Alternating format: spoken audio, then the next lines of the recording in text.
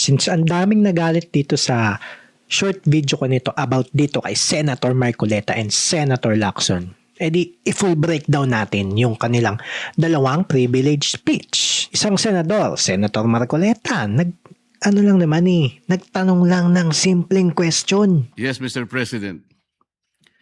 Walang buwan na mula nang tumambad sa sambayanang Pilipino at sa buong mundo ang malawakang anomalya at korupsyon sa likod ng mga flood control projects. Pagkatapos ng 8 buwan, natukoy na ba kung sino ang mga walang hiya? Pero instead na sagutin na lang maayos, minasaktan ng feelings. Diba? Na personal bigla. And inaccuse niya pa ngayon si Senator Marcoleta na binaviolate daw yung Senate rules. Pero ito ang tanong between the two senators, Senator Marcoleta, Senator Lacson, sino ba talaga yung may mga mas malakas na argumento sa dalawa? Kasi if you break down both of their privilege speech carefully, ang issue is not about procedure. Diba? Ang issue is about accountability. This is the terminus and I'm June, the host. Ito yung kakaiba dito sa Senate Flood Control Investigation niya. After ilang months ng hearing, ang dami ng witness na na-interview, diba? Tagal na. The demand for transparency and accountability did not subside.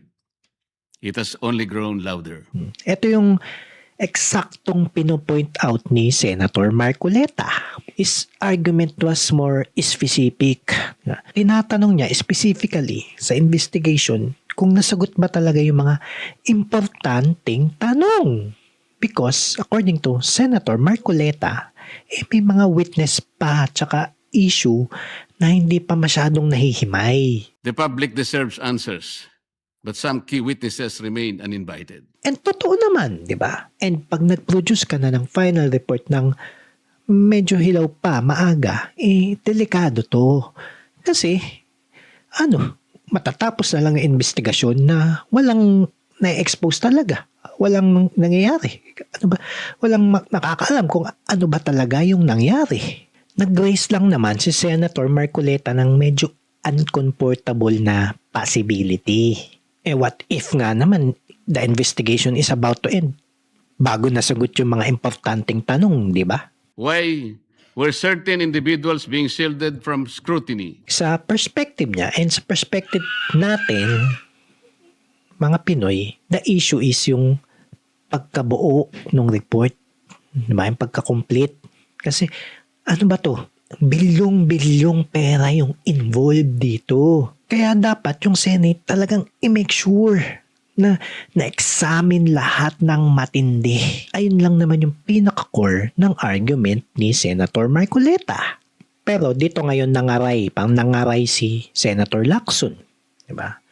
Mr. President, distinguished Majority Leader, thank you for allowing me to have the floor on a matter of personal and collective privilege. He made a pushback.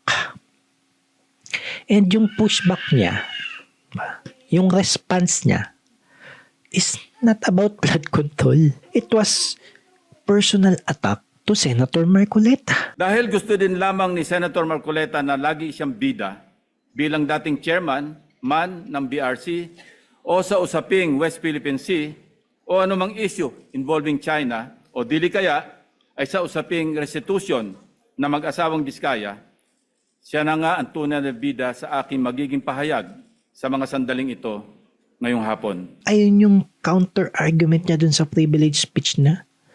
Diba? Personal attack. Inargue ngayon ni Senator Lacson, aside sa pag-atake personally kay Senator Marcoleta, is yung investigation daw ay may pina-follow na committee process. According to him, I was met with a barrage of undue criticisms by the former chairman, Senator Marcoleta. Much of it characterized by a profound lack of respect for both this representation and the Blue Ribbon Committee. Diba? Yung senators daw should respect the process instead of raising accusation publicly. And his position was clear. The committee should finish its work and release the report when it's ready.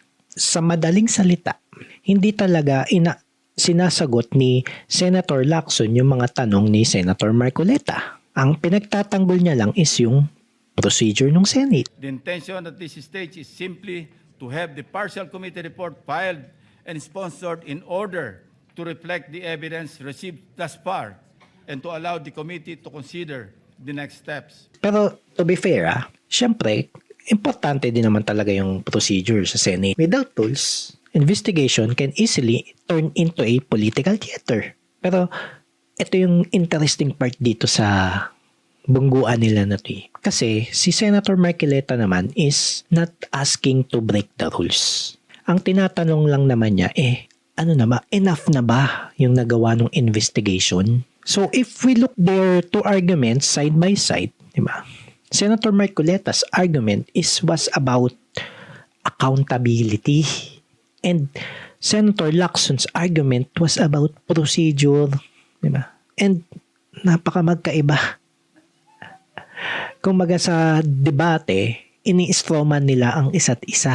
Ito nga yung problema sa position ni Senator Lacson. Yung pag-defend niya ng procedure, hindi naman nasagot yung tanong na kung tapos na ba yung investigasyon. Kung may mga witness pa ba na hindi pa natatanong, di ba?